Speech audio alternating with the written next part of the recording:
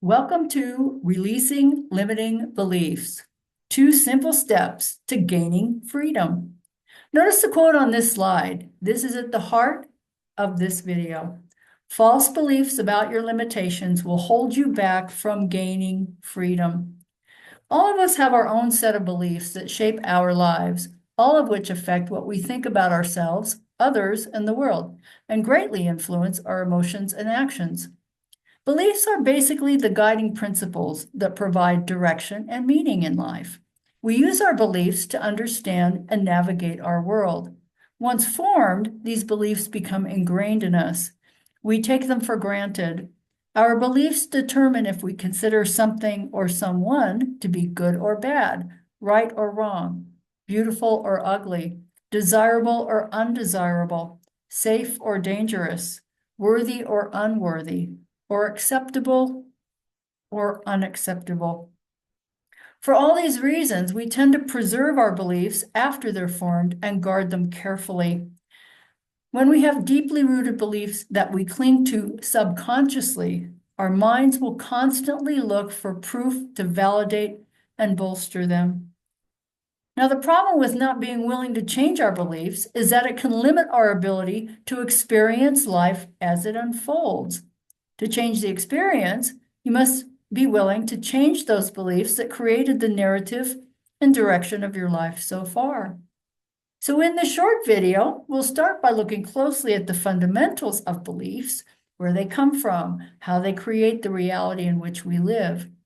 Then, using that understanding, we can do a deeper dive into why we believe what we believe and whether our beliefs are holding us back. So what is a belief? What do we mean when we talk about that? Notice the quote on this slide. I define belief not as the object of believing, a dogma, a program, but as the subject's investment in a proposition, the act of saying it, and here's the most important part, considering it as true. A belief is something we just consider to be a fact. Belief is the attitude that something is the case or true. Belief doesn't require active introspection or circumspection. For example, we don't wonder whether the sun will rise. We just assume with confidence and without question that it will. We believe it. Now, notice that last bullet. Beliefs function as our subconscious autopilot. This is the key. We walk through our world doubting and believing, and how we think, act, and feel is based upon those doubts and our beliefs. We often do this without reflection and often develop strongly held views, some based upon unexamined assumptions and biases that no longer serve us. So where do our beliefs come from? This slide shows just a few of the reasons we might be predisposed to believe something. As you can see, some are imposed on us by others, while some, like denial, self-doubt, or fear, are self-imposed. So let's take a little closer look at some of these. Number one is culture. Culture is defined as the languages, customs, beliefs, rules, arts, knowledge, and collective identities and memories developed by members of all social groups that make their social environments meaningful. Culture is deeply ingrained in all of us, whether consciously or unconsciously. Religious or superstitious practices. Maybe you grew up in a superstitious or religious family and you adopted the accepted beliefs of the group. Another concept of group is groupthink. People tend to believe or disbelieve what everyone else believes or disbelieves at any given time. Think about the phrase contrary to popular belief. These are beliefs that originate from what we hear and keep on hearing from others and then decide must be true. Habit. I asked a friend why she thought people doubted or believed, and she responded with no hesitation, habit. We begin by doubting or believing something, and then we never question it again. It just becomes a habit. So, along with all the reasons why we believe, did you know that there is actually a biochemistry of belief? And understanding this is key to being able to release limiting beliefs. Now, notice the quote on this slide. I know it's long, but there are key concepts. And what I want you to do is, as I read it, think about how this resonates with you. Do you believe it? We once believed that the earth was flat because we perceived its flatness. We thought the sun and stars circled the earth because it looked that way. But given how often we have wrongly interpreted our perceptions, who is to say how things really are? What we see, smell, hear, taste, and feel are merely the gatekeepers to the mind's reconstruction of reality. So in a nutshell, beliefs are preset, organized filters to our perceptions of the world, both external and internal. The biochemistry of our body stems from our awareness. That is, belief reinforced awareness becomes our biochemistry. As science is proving to us more and more every day, every tiny cell in our body is completely aware of our thoughts, feelings, and beliefs. The sensory inputs we receive from the environment undergo a filtering process as they travel across one or more synapses of the brain, ultimately reaching the area of higher processing. There, the sensory information enters our conscious awareness. That's what Sidewick meant when he called them gatekeepers. Now, here's the key concept. What portion of the sensory information enters is determined by our beliefs. That is what those gatekeepers are letting in. And if this is true, then our beliefs can be changed by simply changing how we view and accept the sensory inputs from our environment. Okay, so now you have a little better understanding of beliefs in general. Let's look more closely at how our beliefs can also dictate what we consider to be possible or achievable.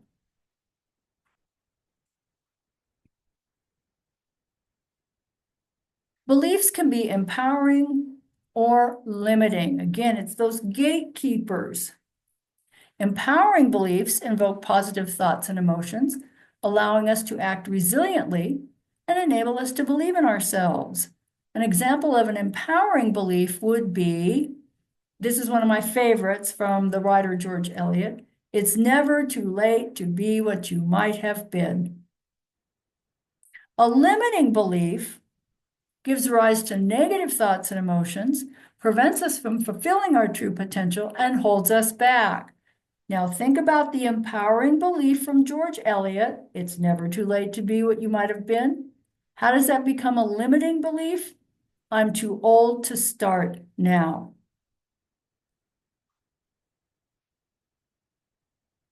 Let's look a little more closely at limiting beliefs specifically. Notice the quote on this slide. A person is limited only by the thoughts he chooses. A limiting belief is a conviction or thought pattern that holds you back in some way, often unconsciously. There's that subconscious autopilot.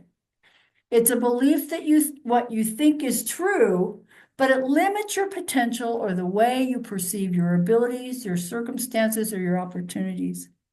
Limiting beliefs act as mental barriers or gatekeepers, even if they aren't grounded in reality. This slide shows several examples of limiting beliefs. While you look at these examples, do any of these resonate with you as limiting beliefs that you might be holding on to now? I'm not good enough, believing you're inherently inadequate or incapable of achieving success. I don't deserve success, feeling unworthy of achieving your goals or receiving rewards, often due to past failures or low self-esteem. I'm too old or too young to start now, thinking your age limits your potential or prevents you from setting new goals or reaching your goals.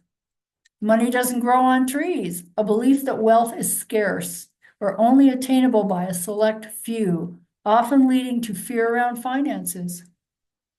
Number 5, I'm not as talented as others. Comparing yourself to others and thinking you don't have the same abilities or potential to succeed. Next, I have to do everything myself. A belief that asking for help is a sign of weakness or that you have to handle everything alone. I can't quit my job. Believing that finding meaningful work or a fulfilling career is elusive or impossible. Next, people won't like me if I stand out. Fear of being judged or rejected for being different, leading to conformity or self-suppression. I'm just not lucky, thinking that success is out of your control and that external circumstances or luck are the main factors in success. I'll never be able to change, feeling stuck and believing that personal growth or improvement is impossible. That last one is central to our next hands-on exercises. I'll never be able to change. But what if there is a way to change? And if there is, what's the point? How will it enrich your life? Well, change is possible, and willingness is the key. And that's going to bring us to the first step in releasing limiting beliefs. Ironically, we're going to start by looking at your belief about your beliefs. As you can see on this side, Samuel Taylor Coleridge said it best. You do not believe, you only believe that you believe. Now, the most important ingredient in being able to release limiting beliefs is believing that you can change them. If you believe you can change, then the change becomes real. And that's the power behind belief, the insight that your beliefs are what you choose them to be. Once that choice is made, it's not only real, it starts to seem inevitable. Now, read each of the statements on this slide and ask yourself whether you agree or disagree with the statement. And if you disagree, write down why you don't believe it. Now, keep in mind that your answers might not be as simple as agree or disagree, black or white. There are many reasons why we might be predisposed to believe something, and perhaps your beliefs have served you well and are aligned with your values. The purpose of this step is simply to gauge your willingness to consider a new way of looking at things.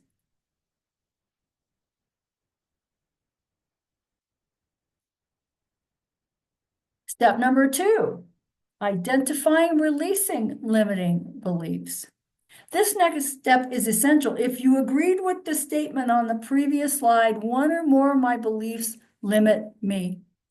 Recognizing and challenging limiting beliefs is a big part of personal growth because once you shift those beliefs, it opens up new possibilities and ways of thinking. Notice the quote on this slide. It's not our thoughts, but our attachment to our thoughts that causes suffering. Attaching to a thought means believing that it's true. Here's the important part, without inquiring. So this is at the heart of this step, being willing to simply inquire. So now it's time to identify any limiting beliefs you might have. And if you're willing to change, turn those beliefs from limiting into empowering.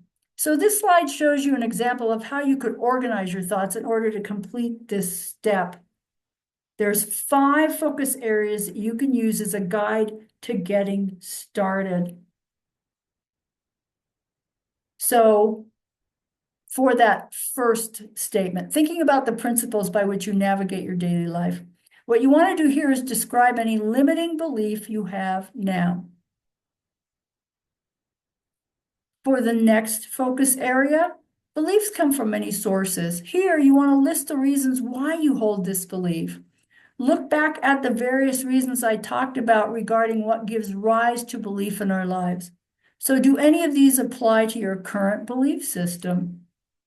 It's important to know where your limiting beliefs come from because some reasons might be harder to overcome than others. And as you can see here on this example slide, I'm filling in each of these, and for this, why do I have this? Perhaps I'm not as talented as others. Maybe it's from past experiences, self-doubt, and fear. Next, limiting beliefs can limit your potential or the way you perceive your abilities, circumstances, or opportunities. Here, what you want to do is describe how this belief holds you back or negatively impacts the way you perceive the world and create your reality. For the next focus area, remember we said that our beliefs dictate what we consider to be possible or achievable. And as such, they can be empowering or limiting. So here, what you want to do is describe how you could change this limiting belief into a positive, empowering one. I'm not as talented as others, limiting, could become I am talented. I know how to do lots of things. And then most importantly, as I said earlier, what's the value? How will it enrich your life if you release a limiting belief and embrace a new one? So here, what you want to do is describe what might happen if you release your limiting belief. My self-confidence will improve. I'll be willing to try new things. I won't waste my time comparing myself to others.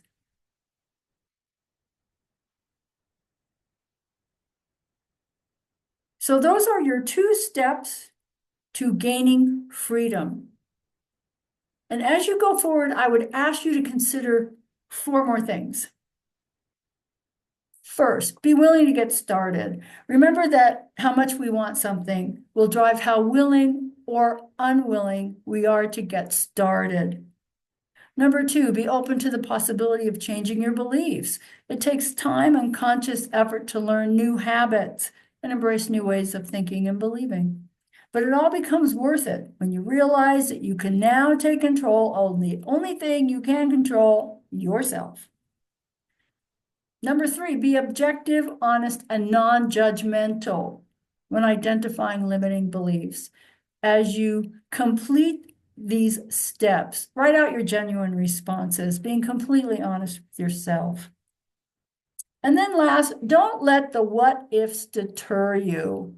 What ifs usually focus on the uncertainty of an outcome and a belief that the worst is still ahead. You come to a fork in the road. One way is something you're familiar with. The other way is a road you've never taken. What might happen if you do take that unknown route? What are the odds that something bad might happen if you go that way? Is it worth the risk? This is all about the devil we know. And most of us fear that something bad might happen, and so we take the known road. But what if the what ifs never happen? So ask yourself this: what if everything does work out exactly how you planned it? How would you turn that this won't work out into an empowering belief? Everything will work out exactly how you planned it. So I hope you've enjoyed this short video on how to release limiting beliefs. If you'd like to go deeper into this subject, you can purchase the full-length replay of the Regaining the Freedom of the Reinvention Road, Releasing Limiting Beliefs webinar, in which these steps and a lot more are outlined. The cost is only $15. You send an email to cracksandconsciousness@gmail.com for more information on how to purchase and view the replay and to get the worksheet that we fill out during this webinar. They're similar to the steps that I talked about today. If you enjoyed this video, give me a thumbs up and don't forget to subscribe to my YouTube channel. Thanks for watching.